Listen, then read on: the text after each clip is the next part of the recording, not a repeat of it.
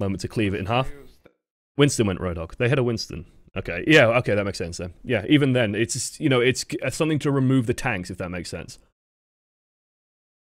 Because otherwise we're just not able to do our job, basically. We're so busy shooting the Winston, and sure, we can kill the Winston relatively quickly, but we're not killing anything else, and that's why it feels like we have no DPS, because nothing's actually killing the DPS. Now, defense, Hanzo, on this point. This Sonic Arrow seems a bit early to me. Just a touch.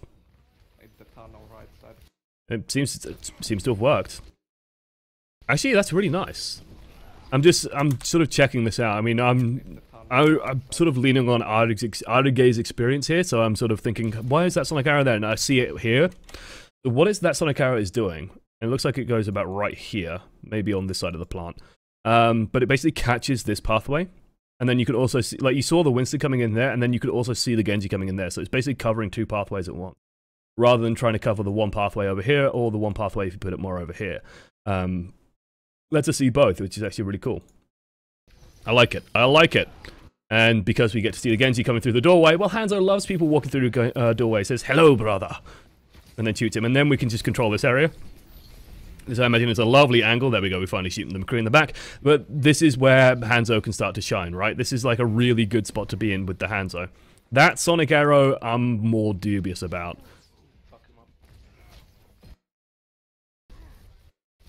I'm guessing maybe we're trying to hit the Mercy with it. Was that a Sonic Arrow? Oh, no. Okay, good. No, I'm good. I just went crazy. I thought that was a Sonic Arrow for some reason. It's not. Nope, it's fine. Let's take the shot. Perfectly fine with that. Playing it careful. We're listening carefully, but the one thing that I'd say we're not doing is we're not checking. What the fuck was that sound? Like, we seem to get really scared of a sound, and I'm not sure what that sound is. So let's have a listen, because something seems to have scared Arrge.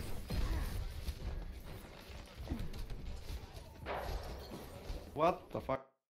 So there was something in the real world, I guess. Maybe he just knows about his real life being in danger. Hello, Piglet K. Didn't you sub the other day, Piglet K? I'm pretty sure. That Sonic Arrow I really didn't like. That one was silly. But yeah, we aren't really... So I'm guessing he's fearing for his life. I don't know. Maybe he's just worried that someone's broken in. It was the piano. Okay. The piano has randomly made a noise. But yeah, what the enemy team's doing right now, and you can tell this sort of by the position of our team. Like, our team's sort of giving the game away to us, so even though we have no information outside, aside from our ears and what we can see is our team positioning over here, and you've got to remember this new route on Eichenwald under this way. The enemy team's probably pushing through that. So we can afford to sort of poke our noses out here, maybe, and take a quick look. Piano in-game. I back up because the Mercy ditched me, otherwise I can normally perma-stack the enemy team. I'd just say the Mercy's gonna, like... If we're playing reliant on a Mercy being in our pocket, then we're... That's worrying, basically. Because the Mercy will have to do other shit at certain points. And thinking about what threatens us here, the Winston's definitely a threat, the Genji's a threat, but just having a quick peek out here, because we haven't seen anything, and because we're down here, we're basically dead at this point. Like, we're just dead. And while we're dead here, they're starting to push through. This Sonic Arrow, I don't think will cover the top of the rooftops here, so it will cover if anyone comes down in there. But we'll be able to see them through the window regardless. I think it would have been better served just covering the extra exit. Because we can see that a death happened over there, so my instinct would be to just get more information over this way. And get the Sonic Arrow over here, because we know the fire is going up and over. If someone does come through here, then there's a window here, there's a doorway here, we can usually spot that out. And just getting that info would have been nice. One shot on the fire, but now there's a Mercy blocking it, and now it's kind of literally impossible, especially with the Winston on it.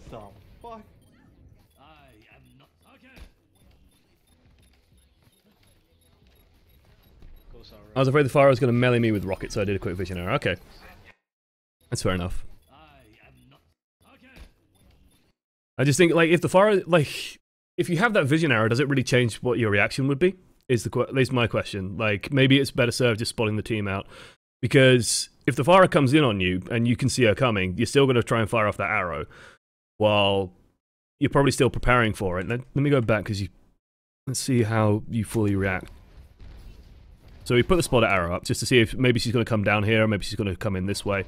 And so we can spot that she isn't. But we still come out with an arrow knocked anyway. So our reaction, like, I think the next steps we take are pretty much the same no matter what happens next, which is knock the arrow, pull out, and then see what's happening. He's getting double pocketed. This is just like a backline dive we just get. massacred by a pharmacy, and then we get cut forward. It's a good shot on the fire, and we see some really good shots on the fire coming up, actually. This is pretty fun. Boom! Oh! Oh! That fire must have been angry. Fire is allowed. Fire is allowed. And taking the high ground. Putting out spotters. Like the spotting arrow, just to, you know, we want to know what's coming around these corners, well as Zenyatta as well. I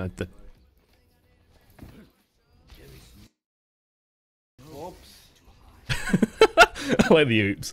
Oh, bless. It's good. It's nice to see that it happens to everyone. Farah, please switch already. And it's rare. It's a rare comfort to see that that's happening. But you notice that we're like, because the monkey's not here, because their DPS are moving out without tanks, Hanzo's getting stronger and stronger and stronger. When their squishies are starting to move out and they're not getting covered, we can just delete people. And this is sort of the power of Hanzo and Widow both kind of have this strength. When the DPS gets too big for the boots, we can definitely slow them down. This is a beautiful opportunity here. I really like this target selection. I just want to mention sort of why this is such a good target solution, of course. Hanzo loves people framed in doorways. Loves them, because Sonic Arrow, if you put a scatter in there, chances are they're going to bounce around and this Ana's going to die. Unfortunately, that doesn't happen in this occasion. That the scatter gods don't favor us, but still, this Winston's low. He's got a Discord orb on him. Easy kill. Put down the arrow just to see where the Genji's going, I imagine. I like our movement there as well. And this is like a Genji going up against two supports and a Hanzo. He's going to die. You notice when someone isn't peeking how much trouble we have sort of doing anything. Like, we can't afford to go up here in case the Winston comes up and over. You might want to consider going to the high ground. We see the Widow gets called out as well, so they swapped to a Widowmaker. This is where my brain was going, and I imagine you were doing the same, Arrge, where you think they've swapped to a Widowmaker to counter a Hanzo? What? For those of you who aren't aware, if the Widowmaker and the Hanzo are of equal skill level, the Hanzo will probably win about 80% of the duels, I'd say. I like our repositioning back here anyway, just to sort of, we're worried about the McCree on the flank. I don't think McCree actually managed to make it to the flank, but we're concerned anyway, which, you know, we might have heard something that made us a little bit worried. It's just beautiful. Beautiful. Poetry in motion, ladies and gents. But because, like, this gives us an opportunity as well to call out. If we see anyone coming up here, then we can do scouting for the team as well. If McCree wants to try and get a flank on, we can call it out, we can contest that, and we're still in a good position here to fight. If Winston bounces on us, then we can do stuff. Dragon Blade comes out. Scatter gets on the target. We're worried, I'm guessing this is to probably protect us from the Genji, if we think Genji's coming for us. The thing I would say there is that Genji's probably not coming for us. I think we are the least of Genji's worries here, so... Shibata Brothers duel. Oh! Oh! Runs off. Dashes off. Soldier kills him. Honestly, at high level, I'd say Genji Hanzo goes in the favor of the Hanzo more often than not. Just because it's easy for the Hanzo just to land a shot or two if you can read Genji's movements. And spoiler alert, Genjis aren't as unpredictable as many of them think. This is where the Winston starts shutting us down, but because Winston loses focus on us, we can put an arrow in his back. And because he's got a Discord orb on him, he's just an easy kill. Like, this Winston isn't doing anything. Honestly, this Winston should have swapped a long time ago to a Reinhardt or something, in my mind. He's causing a lot of problems for the team, where he's just not getting any results done. Primarily due to the Zenyatta, but also because of our damage just going out onto him. And again, we're just getting set up now on the high ground once again. This is sort of the nice part. This is where Hanzo can be stronger than Widowmaker, is where you will have... like, if the Winston wants to contest us, right, Winston will jump on us, chase us down, and then we can go back up very quickly. Widowmaker can only do that reposition once. Winston can bounce back up. Hanzo can just drop down again, run to the healers, bounce back up again, and just move very freely between the low ground and high ground. Widowmaker can't do that as much, and as such, Hanzo's actually showing his strengths here quite nicely, as we are now contesting this narrow little choke point area where people want to move through again. It's what we want to be doing. This is where we're strong, where we're good at what we're doing. I'm actually curious to hear what we hear to make us worry about the right-hand side.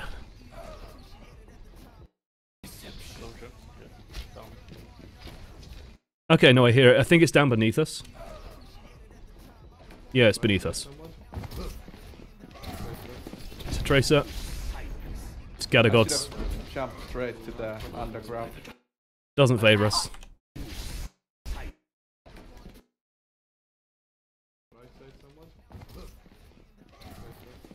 He did waste a little bit of time there, but it's not too bad. There's a good reason for it, so I'm not too concerned about it. I'm actually fine with the Sonic Arrow going onto the Reinhardt there, because that's where most of the fighting's going to be and most of the team is going to be. Also, like, teams congregate around this area, so we're going to get good vision on it. The Reinhardt gets a good charge through, gets the Ana. Tranquility's not going to do anything. We fire off the Dragon to stall on the point, and that's okay. They start hunting us down. We start begging the soldier. Soldier heals, please. Soldier 76s, please. If you're going to be fighting in an area, especially with more than one person for any lengthy period of time, put down the fucking heal field. Fuck. It's not just for you, it's for other people. Button, so I just died. I get so confused there. Are people debating the Hanzo Widow matchup? So Hanzo also, yeah, Hanzo's wall hack is on a lower cooldown. Hanzo also, while Hanzo fires an arrow, so Hanzo can step out, fire an arrow, and then hide.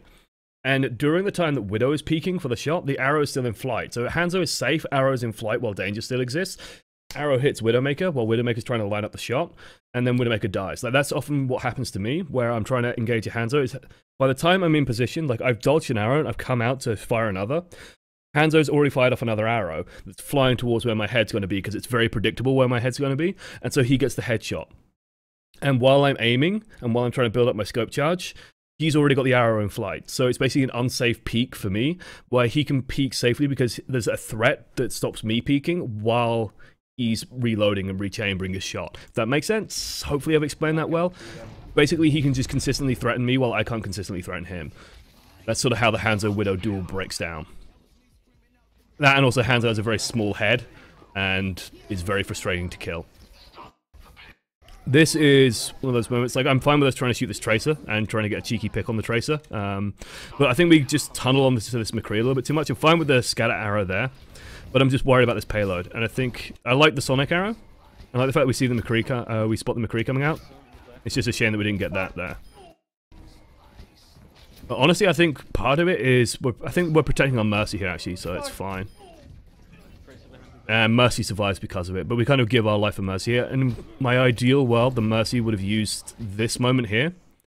I think she's, no, she used a res. She just used a res, so she should be getting out there. I think she used a res back here. I really should change the microphone button. I'm just sort of thinking, you know, what would be the perfect play here? Because I think, is this where the Mercy just runs out and tries to res? Oh, against the wall? No, that's later. Okay. So she might still have it. Oh no, there she goes. There. Okay, so she's used a res, so I'm not crazy. So what we're doing here is we're shutting off this McCree. We get the damage, and because we've got the damage on him, the McCree has two choices. He's either going to come back out and engage, which he hasn't done, or he's running to get the health pack. So that's what he's doing now. In my ideal world, the Mercy will be using this time to get behind the point. I think that would honestly be a little bit safer, or getting over to this side here, maybe. And just moving out this way, because the Sonic Arrow is letting her know where the McCree is, and that means that we're free then to just go and contest this high ground, maybe, and get a bit of an overlook, rather than trying to engage this McCree at close range. It's a bit of a pity that we just missed the headshot here, though. Like, I think that's definitely a shot we could have hit. This is really good, how they keep staggering. He makes a very valid point, that the stagger is real. They just need to regroup. This, by the way, this exact position here, this is where the UK got knocked out of the World Cup last year. This exact position. This is actually a really, really strong position defensively. I like the setup there.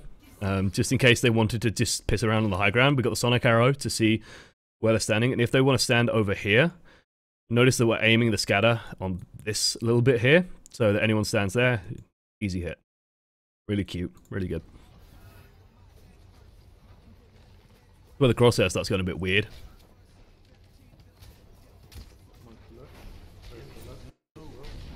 Probably more just the encoding than anything. They're firing off the shots onto the Reinhardt. It's behind the barrier, so we're kind of stuck. We're worried about the Tracer and the Genji, I'm pretty sure. Genji comes in us anyway. This is where I'm so on these super defensive Sonics. I think just putting it on the payload might have just been more valuable. Just putting it more further out. Because it will still catch the Genji if he comes in. Because he's going to be coming in if he's going for us, and the Zenyatta sort of pulls it. Well, the Zenyatta attracts him and goes, "Oh, there's a nerd, I'm going to go beat him up." then he goes and beats him up and just cuts him down and sort of gets us in the process, which feels bad, man. And they get the point. Genji ult, pretty good, man. I'm starting to choke here. If I was backed up further, it would have been pretty safe, easy scatter kill on the Genji. True, but you wouldn't have been able to contest the point, so they'd win anyway. Like, that's sort of the problem with that, is we're stuck in a position right now where we have to fight. The enemy team knows that we have to fight, and this Genji's going to kill everyone on the point. So if we back up and we sort of pull him into this, then maybe we could have got the scatter here. But I think we still end up losing. Like, let's say that the ideal situation comes out and we get the scatter before the Genji gets the slash off and kills us both, because he just gets us both in one slash. Even then, I still think we probably lose. Just because they have so much on the point. So it's kind of a shitty situation to be in, but they're going like really tanky now, which is where I'd start getting worried. Because we're going to get less and less effective. We still have the Genji and Tracer to shoot at, but the Reinhardt plus Monkey is going to be a pain in the ass. Actually running mono support? No.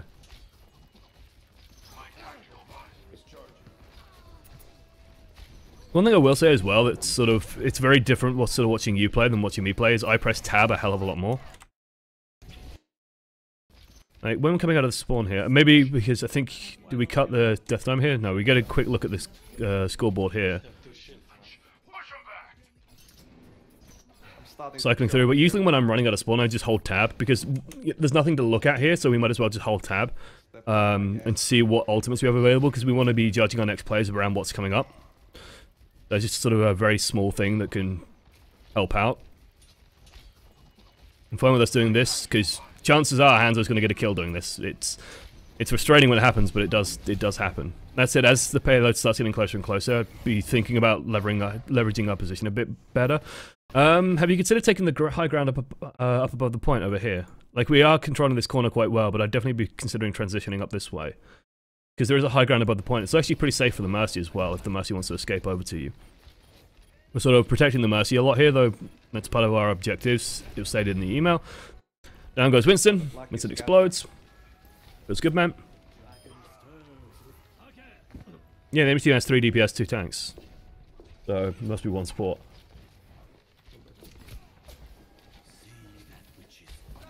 Can't shoot at the enemies from the left high ground, okay. It's not fully the left high ground, it's like the center high ground. So there is a high ground above the point. Like, above where the throne is, there's a high ground there. You can't quite see as much around the corner, but it's still, like, when they start getting around the corner, it might be a good idea to consider that as a position. Not many people know about that area, actually. Like, but it is there. So you have, like, a high ground to the left, you have a high ground to the right, and there's one in the back center. I'd definitely say where you were is better when you're in situations like this, though, where the team is still trying to push around. Just because you can spam into this corner, you can spam into the barrier, do barrier damage. We're a little bit worried about the Tracer, but she's just run towards where the Soldier 76 is, so we can leave that to him. Winston's down to jump him, just backing off, getting some good shots in. Hammer down comes through, so we put the Dragon out, get the Winston. I like that Dragon, it kills their momentum. Basically, that to me is a momentum killing Dragon, so they're trying to, they've made a play, right? They've got the Earth Shatter out, they're trying to get damage out, and they're trying to run forward, so we put out the Dragon. Makes sense. I like the logic. I like our movement here, we just make it really hard for the Genji to do anything. So let's just go with what he's doing here. He's just making it difficult for the Genji, if you're watching. We're just sort of trying to bait the Genji into shots, but we're using this pillar, and then every opportunity we get, we just occasionally ride up the wall, and we're just letting backup arrive, basically, and filter in naturally. So that the Soldier now comes around, gets the hit on the Genji. Genji's never really going to be able to burst us down, especially if Mercy's there as well, so we're pretty safe to just run Genji in circles, basically, and then just wait. Tracer might be behind. A little bit nervous about Tracer. Fire it will, just pinging our arrows into it. We can maybe afford to be a bit quicker on these pings, but hey. And then they don't manage to get out. We've got a nice plug as well. The sick overlays. In terms of, like, advice, for Arrge, it would be, the big problem here is, we're resolute on playing the Hanzo. So, on that first offensive, for example, when we're getting to the, where the play of the game happens, actually, where we're getting to that point, swapping to a Roadhog would have probably just ended that game. Like, this is sort of one of the problems of being a main. But I'm going to mention it anyway, just because I think, you know, I look at this situation, I see the tankiness of the team. The fact that, you know, there's a Tracer trying to dive the backline as well, the Roadhog would have stopped that as well. So there is something worth mentioning that, you know, we could have just swapped to Roadhog and basically won this game. We're not going to do that, apparently. So, what else would I say? I would also say that we want to just consider our Sonics a little bit more. A lot of them are like very defensive Sonics, just to sort of set us up for, you know, if someone gets over-aggressive on us, maybe we can punish them, but we don't necessarily need those Sonics if we're making the right reactions, if we're making the reactions as if they're going to make those moves anyway, is having the Sonic really changing what we're doing. So when we mentioned, you know, when we were looking over here with the Genji ult, which like nailed us, I think regardless of where the Sonic arrow went, if we... Like, once the Genji goes in,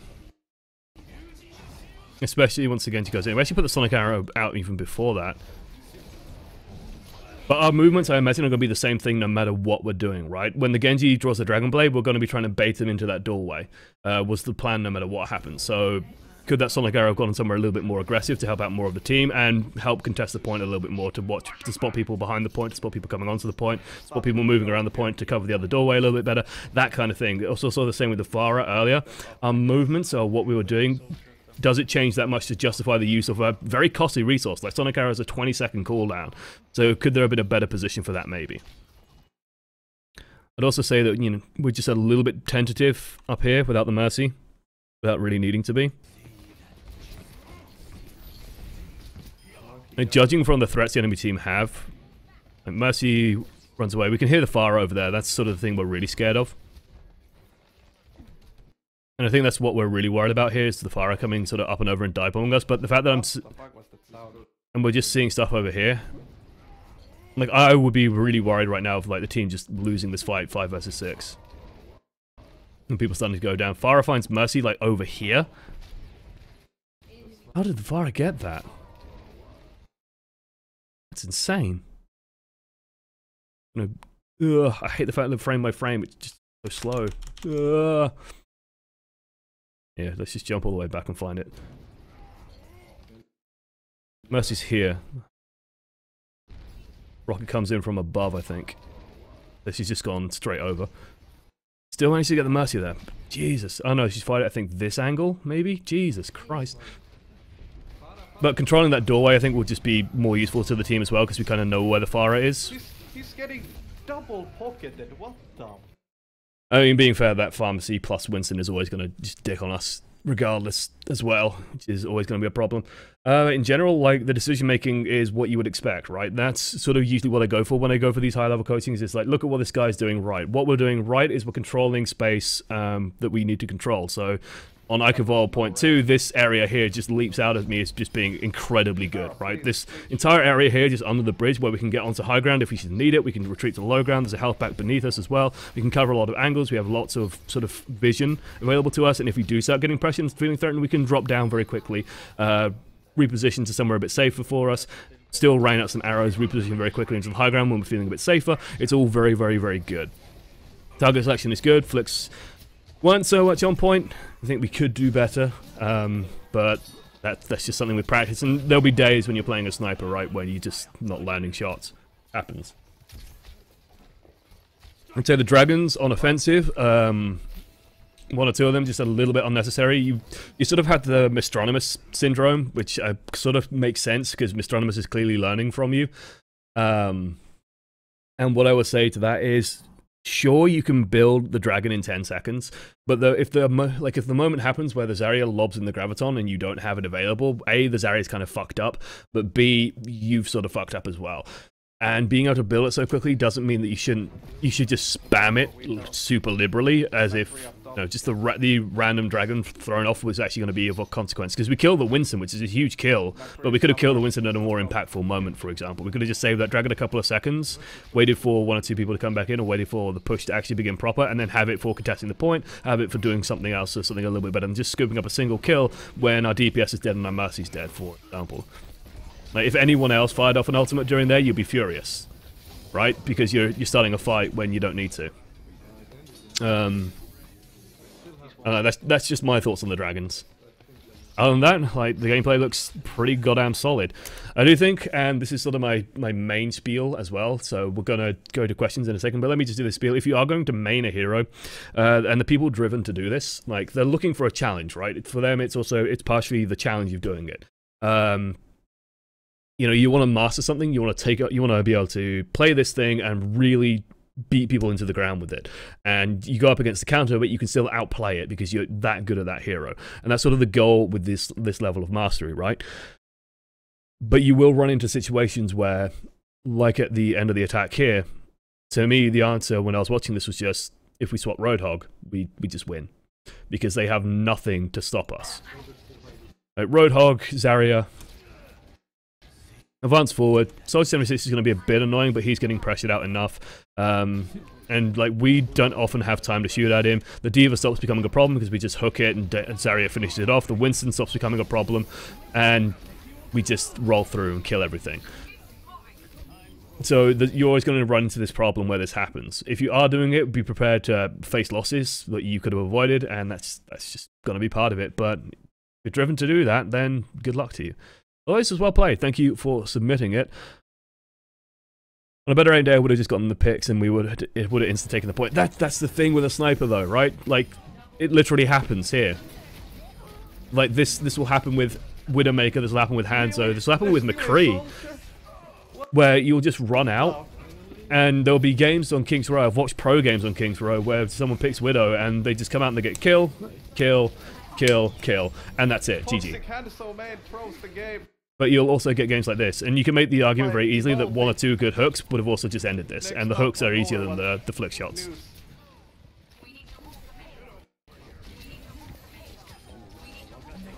And unfortunately, 100% accuracy, while a noble aim isn't too realistic.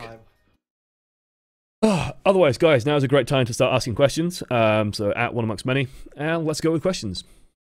Ask him about Hanzo. And actually, I'll do it just for the end of this video while questions do start rolling in. You can definitely find Arrge stuff on YouTube. I've actually got the YouTube channel. Like, this is literally it right here. Let me bring it up on another screen so I can just nice and safely. He's also on Twitter if you want to follow him for whatever reason. At Arrge OW.